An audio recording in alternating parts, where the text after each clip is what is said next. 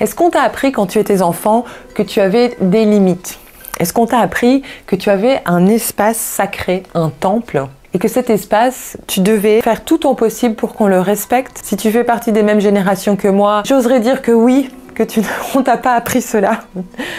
Maintenant, il y a toujours quelques exceptions à la règle et heureusement qu'il y en a, et heureusement qu'il y en a de plus en plus de personnes, de parents et d'éducateurs qui enseignent aux enfants que leur corps se doit d'être respecté, leur intégrité physique et morale se doit d'être respectée, et ainsi qu'ils leur montrent que nous avons tous et toutes des limites, mais que les autres aussi en ont. Alors c'est quoi des limites? Des limites, on parle souvent dans notre société de il faut aller au-delà de nos limites, on est sans limites. On a tous et toutes des limites. À un déterminé moment, je peux avoir une certaine limite que je peux outrepasser et plus tard, bien entendu, avoir une nouvelle limite.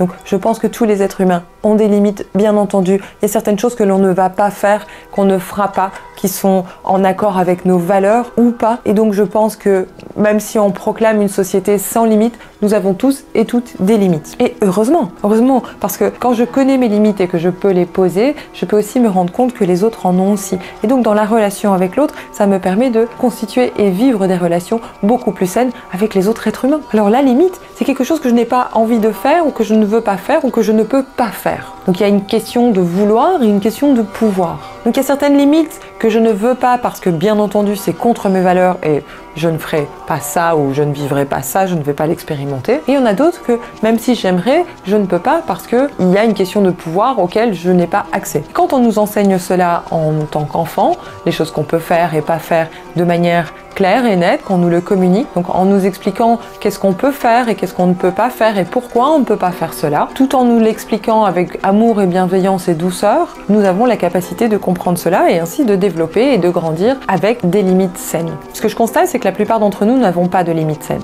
Nous n'avons pas appris à respecter nos propres limites, mais aussi celles des autres. Donc on a souvent la tendance à envahir et être envahi. Et ainsi, on se retrouve à vivre en tant qu'adulte avec d'autres adultes qui vont nous faire les mêmes choses, qui vont envahir et qui vont se sentir envahir par nous. Parce que cela va dans les deux sens. Si quelqu'un m'envahit d'une certaine manière, il est clair que d'un autre côté, j'autorise d'abord qu'il m'envahisse, puisque je pourrais clairement mettre des limites. Après, bien entendu, dans certaines circonstances, cela est impossible malheureusement. Mais ici, je parle en termes de circonstances dans lesquelles j'ai décidé d'être avec quelqu'un d'autre et je ne suis pas forcée, bien entendu. Et dans ces circonstances, si c'est mon choix et que la personne m'envahit, c'est aussi parce que j'autorise cela. Et probablement, à d'autres endroits, j'envahis aussi la personne. Je prends par exemple l'exemple d'une personne qui va aller fouiller le téléphone, son ou sa partenaire.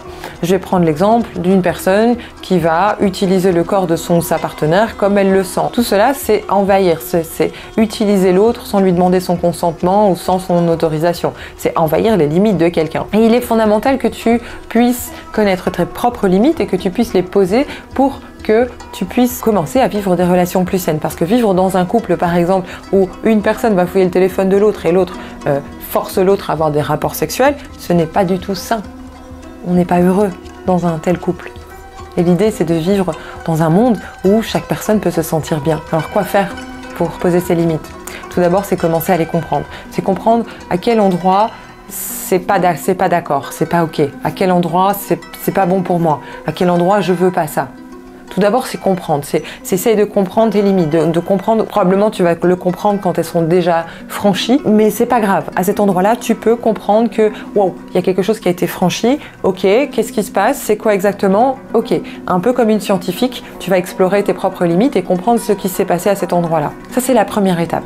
La deuxième étape, c'est de comprendre qu'est-ce qui s'est passé dans ton corps, quelques instants avant que la limite soit franchie, qui t'aurait permis de comprendre qu'il y a une alerte dans ton corps qui est en train de se mettre en place et de te prévenir que ta limite a été franchie. Et la troisième étape, c'est d'apprendre à poser ses limites en toute sécurité. Parce que si on t'a pas appris, il faut que tu réapprennes. Et donc tu réapprennes depuis le début. Comme un petit enfant, tu vas tâtonner à mettre tes limites. Et l'idée, c'est que quand tu le fasses, c'est que tu démarres d'un endroit où tu es en sécurité. Où tu sais que si tu dis non à une personne, elle ne va pas te blesser, elle ne va pas te faire du chantage, elle ne va pas t'humilier, elle ne va pas te mettre dans une situation qui serait pire et qui serait une double peine pour toi.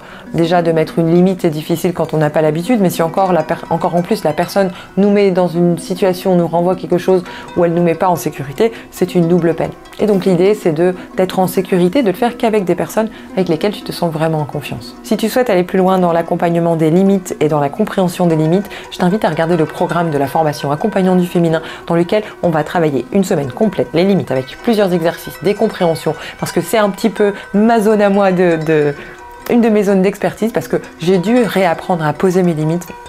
Et probablement comme toi, j'avais beaucoup de mal. C'était très dur. Et grâce à cet apprentissage, j'ai pu comprendre ce qui avait fonctionné pour moi et ce qui fonctionne aussi pour les personnes que j'ai accompagnées. Et dans la formation Accompagnant du féminin, tu vas retrouver un module clair et net sur les limites et comment te protéger de plusieurs manières. Et comment faire aussi pour que ton espace sacré soit respecté. Tout ça sans faire la guerre, bien entendu. As-tu aimé cette vidéo? Fais-le moi savoir en commentaire.